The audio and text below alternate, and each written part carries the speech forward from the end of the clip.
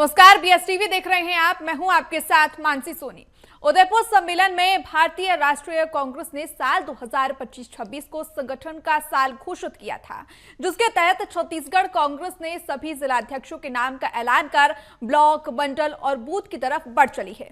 इसी बीच जिलों की कार्यकारिणी को लेकर 31 मार्च की डेडलाइन तय की गई है, लेकिन एक दिन शेष रहते भी महज 70% जिलों की कार्यकारिणी गठन हो सकी है, जिसे लेकर सियासी वार पलटवार भी तेज हो गया है। आज इसी विषय पर चर्चा करेंगे, लेकिन पूरे मामले को समझने के लिए देखिए खास रिपोर्ट।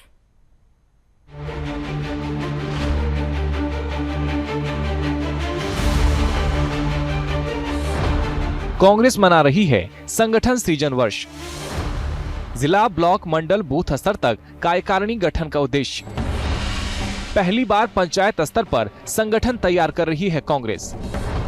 31 मार्च तक सभी जिला कार्यकारिणी गठन की डेडलाइन।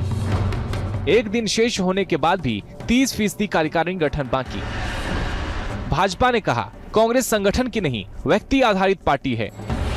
वहीं कांग्रेस ने पलटवार करते हुए कहा, झूठ बोलकर राजनीति करने वाले हमें संगठन न सिखाएं।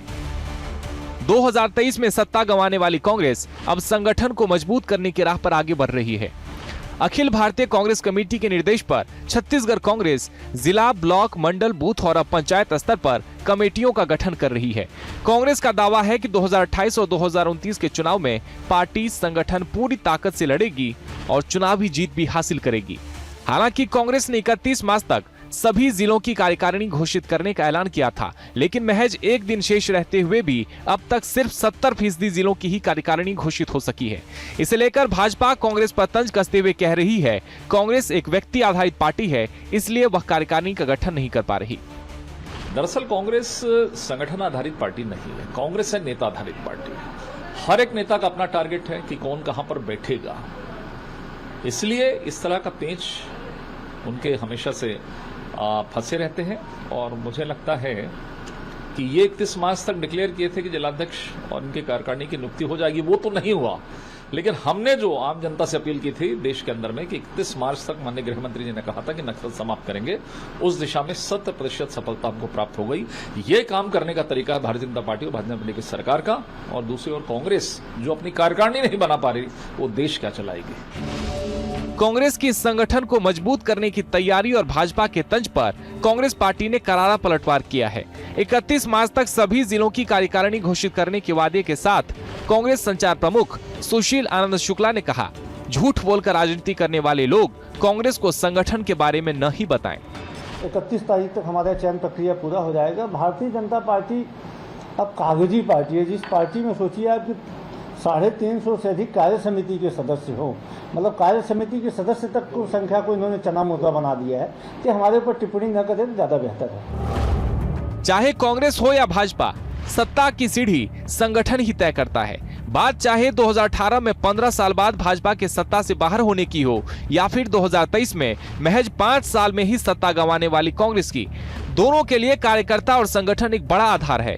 बहरहाल कांग्रेस की इन तैयारियों का चुनावी परिणामों पर क्या असर पड़ेगा, यह तो वक्त तय करेगा। फिलहाल सवाल यह है कि एक दिन शेष रहते हुए कांग्रेस में पेंच आखिर कहां फंसा है। Bureau report, BSTV, Chhattisgarh. तो ये रिपोर्ट आपने देखी और पूरे विषय को समझा, और जिस तरह से कार्यकारिणी की घोषणा को लेकर सियासत हो रही है, वार पलटवार हो रहा है, आज इसी विषय पर चर्चा करेंगे। खास मेहमान हमारे से जुड़ गए, उनका परिचय आपसे करवा देते हैं। बीजेपी से अपना पक्ष रखने के लिए गोपाल विष्ट जी जुड़ गए हैं। गोपाल जी, बहुत स्वागत है आपका। और कांग्रेस से प्रवक्ता अंशुल मिश्रा जी जुड़ गए हैं। अंशुल मिश्रा जी, आपका भी बहुत स्वागत करते हैं। और वरिष्ठ पत्रकार हमारे साथ कौशल स्वर्णवीर जी जुड़ गए हैं। कौशल जी, आपका भी बहुत स्वागत इस चर्चा में। और सबसे पहले मैं अंशुल जी आपके पास आऊंगी, क्योंकि एक दिन शेष, कहां फंसा है पेच, आप ही बता दीजिए।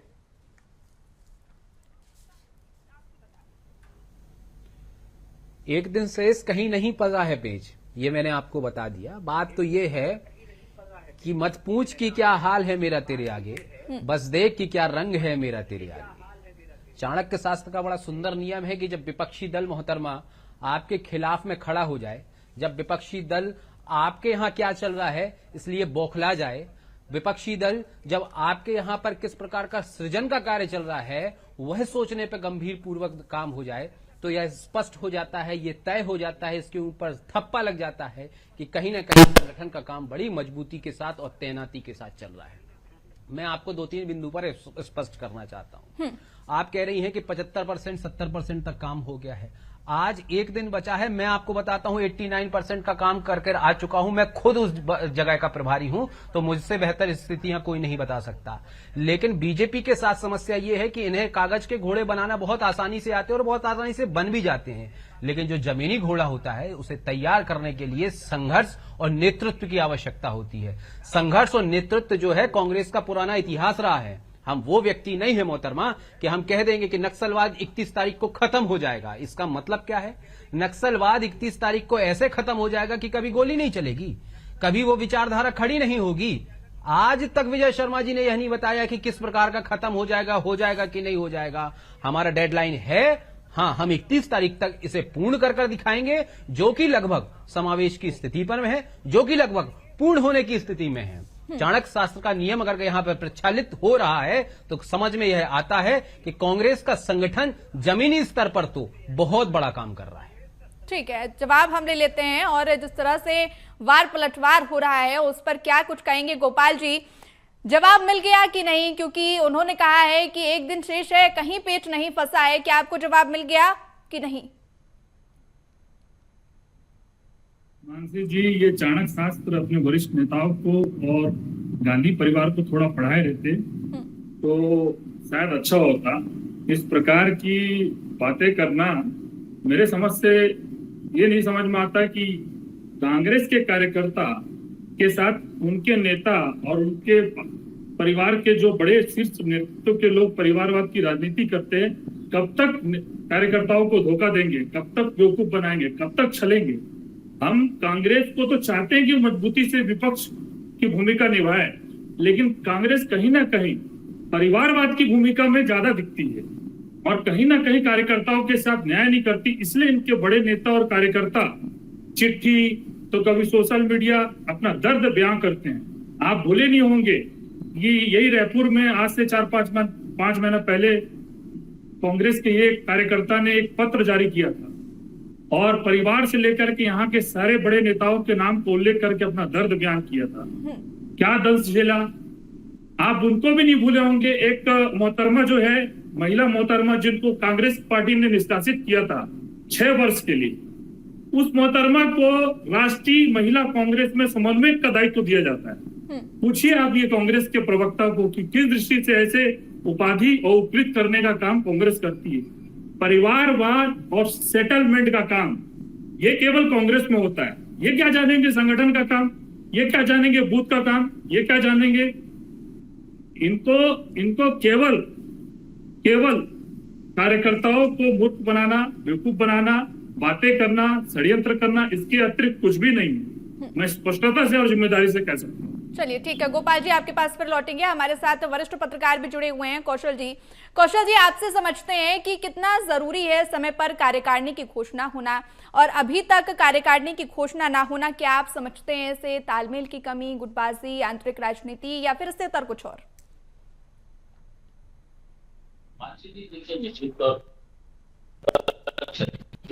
कांग्रेस में काफी समय से संगठन में बदलाव की तैयारी चल रही है, लेकिन मेरा कांग्रेस हो जाए, युवा कांग्रेस हो जाए, प्रदेश कांग्रेस के संगठन का कार्यक्रम, तो कहीं कहीं ये लगातार देखने को मिल रहा है कि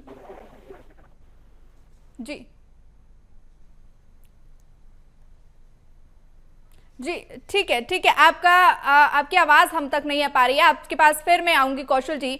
और अंशुल जी, आपके पास मैं आना चाहूंगी, क्योंकि जिस तरह से बीजेपी आरोप लगा रही है कि जो कार्यकारिणी की घोषणा नहीं कर पा रहा है वो देश क्या चलाएगा, क्योंकि डेडलाइन तो आपने ही सेट की थी 31 मार्च की, और अभी तक अगर घोषणा नहीं हुई तो सवाल तो लाजमी है।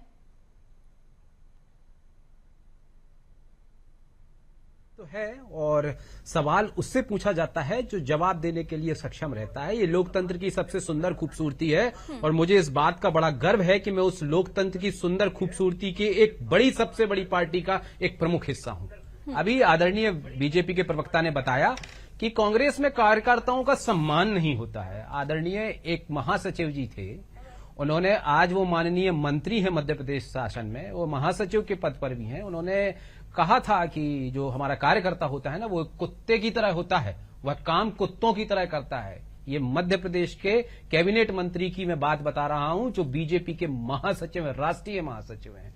छत्तीसगढ़ की एक सांसदा महोदया हैं, उन्होंने यह कहा था कि कार्यकर्ताओं से काम कराते जाओ, उन्हें लाग लपेट दिखाते जाओ और अपना काम निकलवाते जाओ और सांसद बनते जाओ। ये कांग्रेस का वक्तव्य नहीं है, बीजेपी की सांसद महोदया का वक्तव्य है। थोड़ा सा गूगल करना, आपको पता चल जाएगा, या एकात्म परिसर में बैठ के पता कर लेना। आपने हमारे 6 महीने पुरानी बात बताई कि एक महिला कांग्रेस की कोऑर्डिनेटर जो बड़ा परेशान हो रही थी और उन्हें न्याय मांगने के लिए इस प्रकार का हो रहा था, उनके राधिका खेड़ा कहते हैं। राधिका खेड़ा जी के साथ जो कर्म हुआ था, उस समय राधिका खेड़ा के साथ बीजेपी पूर्णतः खड़ी हुई थी।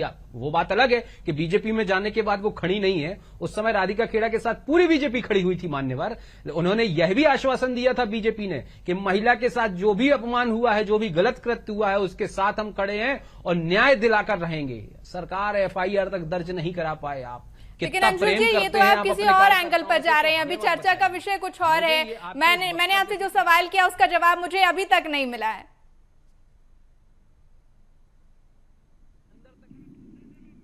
ठीक है, ठीक है, ठीक है, ठीक है। आपसे हम फिर जुड़ेंगे। कौशल जी हमारे साथ लगातार बने हुए हैं। कौशल जी, समझना चाहेंगे ये कि कितना जरूरी होता है समय पर कार्यकारिणी की घोषणा होना, और अगर अभी तक, चूंकि डेडलाइन यहाँ पर सेट की गई है, अगर अभी तक नहीं हुई है कार्यकारिणी की घोषणा, तो उसके पीछे की क्या वजह आप देखते हैं?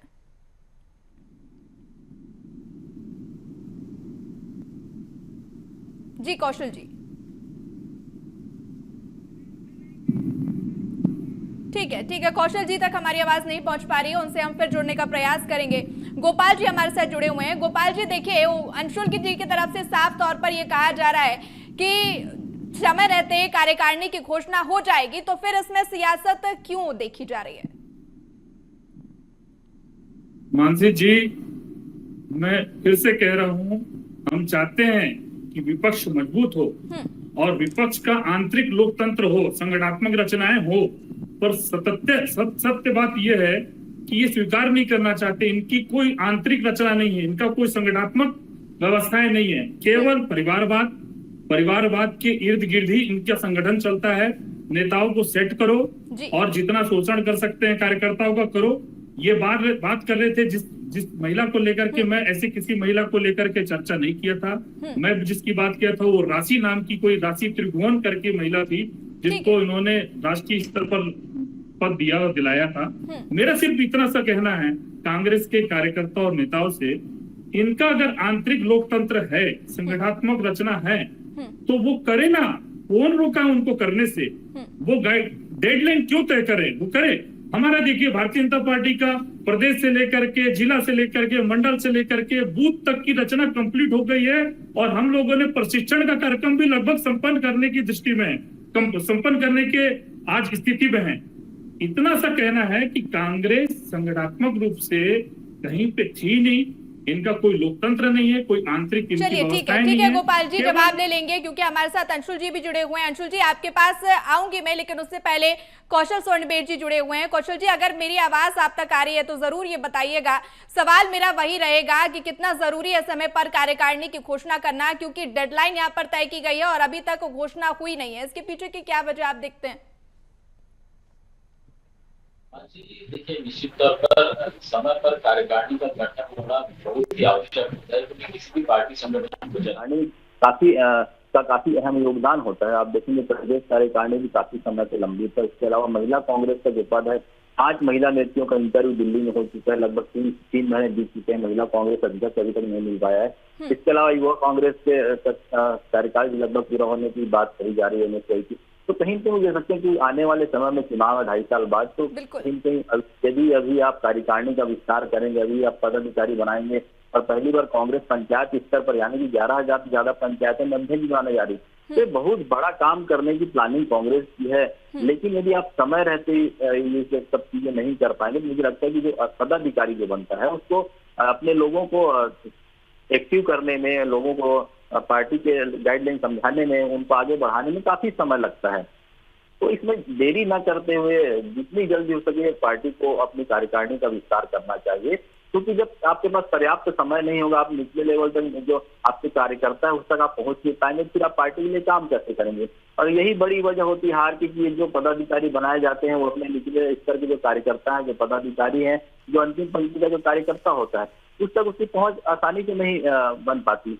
तो ये देखते हुए कहीं न कहीं जो पार्टी संगठन के जो लोग हैं, जो बड़े नेता वो ऊपर बैठे हैं, चाहे दिल्ली में बैठे हों, क्योंकि कई बार जब पूछा जाता है कि ब्लॉक के कुछ लोग बचे हैं, पंचायत के कुछ लोग बचे हैं, तो यही जवाब मिलता है कि हमने सूची बनाकर दिल्ली भेज दी। आखिर मामला अटकता कहाँ है, इस पर भी बात होनी चाहिए, क्योंकि कहीं न कहीं जो पदाधिकारी होता है वो इसी उम्मीद पे बैठा रहता है, यदि मेरा नाम सामने आता है, यदि मुझे पदाधिकारी बनाया जाता है तो मैं पार्टी स्तर को किस तरह से मजबूत करूंगा। क्योंकि इसी तरह भारतीय जनता पार्टी अभी काफी मजबूत स्थिति में, यदि इससे आपको मुकाबला करना है तो कांग्रेस को जिस नए सिरे से खड़े करने की आवश्यकता है। काफी मजबूत नेता है कांग्रेस में, लेकिन कहीं न कहीं जो बार बार जो गुटबाजी की बात आती है, कई नेताओं के नाम पर आपकी सहमति नहीं बन पाने की बात आती है, तो ये देरी की वजह प्रमुख जो बनती है। महिला कांग्रेस में भी आप देखेंगे जिस तरह से पहले जो नाम चले उसके बाद दूसरे नाम सामने आ गए, फिर आज महिला नेतृत्व इंटरव्यू हो गया।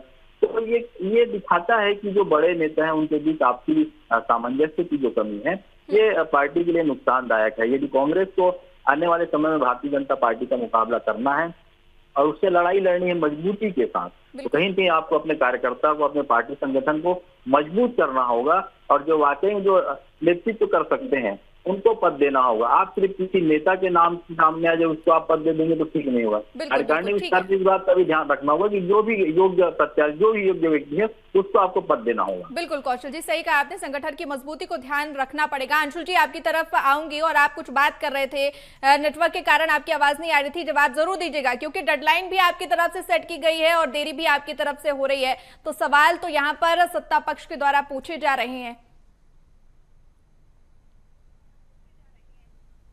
सत्ता पक्ष के पास कोई और काम नहीं है ना मोहतरमा, सत्ता चलाने का एक्सपीरियंस नहीं है, सत्ता चला नहीं पा रही है, अंधेर नंगरी चौपट राजा हो रहा है। तो सत्ता का एक ही काम है विषय में बने रहने के लिए कि जो विपक्षी दल है उसके ऊपर कम से कम प्रश्नवाचक चिन्ह उठाए जाएं ताकि हम कहीं ना कहीं सिस्टम में बने रहें। तो उन प्रश्नों का उत्तर दे दीजिए। धन्यवाद करना चाहता हूं गोपाल बिष्ट जैसे प्रवक्ताओं के लिए। अब मैं आंतरिक लोकतंत्र की बात कर रहा हूं। गोपाल बिष्ट जी ने कहा कि कांग्रेस में जो है ना आंतरिक लोकतंत्र नहीं है, धुरीवाद की राजनीति करते हैं। मैं तो समझता हूं कि उन्होंने बात बहुत सही कही, लेकिन कांग्रेस की जगह अगर ये बीजेपी शब्द को प्रयोग कर लेते तो इन्हें सच्चाई जो है जनता के सामने आ जाती।